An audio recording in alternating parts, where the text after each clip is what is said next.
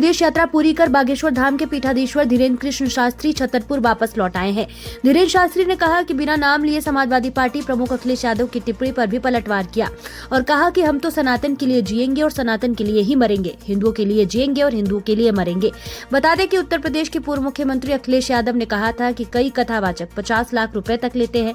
किसी की इसे हैसियत है कि कथा के लिए धीरेन्द्र शास्त्री को अपने घर बुला ले। भारत के विदेश मंत्री एस जयशंकर ने पहलगाम हमले का जिक्र करते हुए संयुक्त राष्ट्र में आतंकवाद के खिलाफ कड़ा रुख अख्तियार करते हुए दुनिया को एकजुट होने की अपील की। उन्होंने कहा कि आतंकियों को किसी भी सूरत में बख्शा नहीं जाना चाहिए। इसके अलावा उन्होंने वैश्विक समुदाय से अपील की है कि किसी देश के परमाणु ब्लैकमेल के सामने नहीं झुकना चाहिए। बता दें कि एस जयशंकर 3 दिन के अमेरिका दौरे पर है। वहाँ उन्होंने संयुक्त राष्ट्र मुख्यालय में आतंकवाद का मानवीय नुकसान नामक प्रदर्शनी का उद्घाटन किया।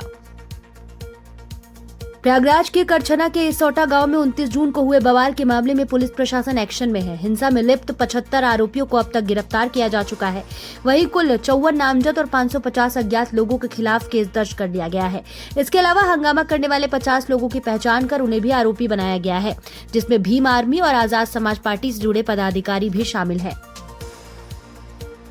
अमेरिकी राष्ट्रपति डोनाल्ड ट्रंप के प्रशासन ने हार्वर्ड विश्वविद्यालय को सूचित किया कि उसकी जांच में पाया गया है कि विश्वविद्यालय ने यहूदी और इजरायली छात्रों के साथ व्यवहार में संघीय नागरिक अधिकार कानून का उल्लंघन किया है। वॉल स्ट्रीट जर्नल की रिपोर्ट के अनुसार हार्वर्ड के अध्यक्ष एलन गार्बर को 30 जून को एक चिट्ठी भेजी गई, जिसमें चेतावनी दी गई कि अगर जल्द ही जरूरी बदलाव नहीं किए गए तो हार्वर्ड को मिलने वाली सारी फंडिंग रोक दी जाएगी। अरबपति एलन मस्क ने अमेरिकी राष्ट्रपति डोनाल्ड ट्रंप के टैक्स खर्च बिल की कड़ी आलोचना करते हुए इसे कर्ज गुलामी बिल कहा। मस्क ने चेतावनी दी कि अगर यह बिल पास हुआ तो वे अमेरिका पार्टी नाम से नई राजनीतिक पार्टी शुरू करेंगे। मस्क का दावा है कि यह बिल $5 ट्रिलियन का कर्ज बढ़ाता है और गैर जिम्मेदार सरकारी खर्च से आम अमेरिकियों को नुकसान पहुंचाता है।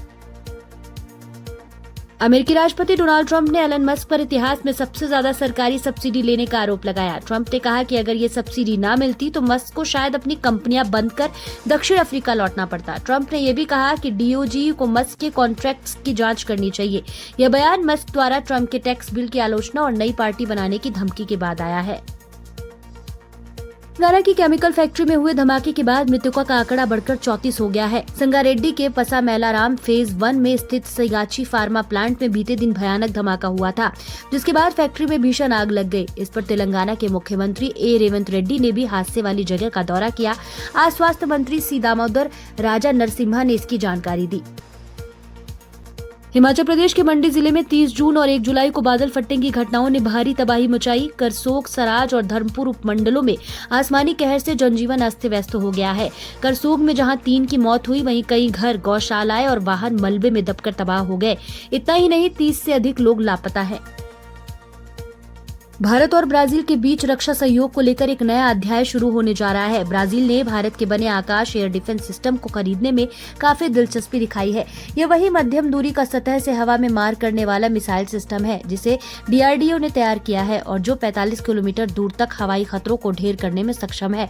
प्रधानमंत्री नरेंद्र मोदी 5 से 8 जुलाई 2025 के बीच ब्राजील दौरे पर रहेंगे। इस दौरान दोनों देशों के बीच एक बड़े रक्षा समझौते पर मुहर लग सकती है। इससे भारत ब्राजील रणनीतिक साझेदारी को नई मजबूती मिलेगी। डिजिटल इंडिया मिशन 1 जुलाई 2015 को शुरू हुआ। इसके 10 वर्ष पूरे होने पर प्रधानमंत्री मोदी ने बताया कि देश पहले ही तुलना में कितना बदल गया है। भारत में अब 97 करोड़ से अधिक इंटरनेट कनेक्शन है, जो 2014 के 25 करोड़ से ऐतिहासिक वृद्धि है। प्रधानमंत्री मोदी ने यूपीआई जैसे प्लेटफॉर्म पर जोर दिया।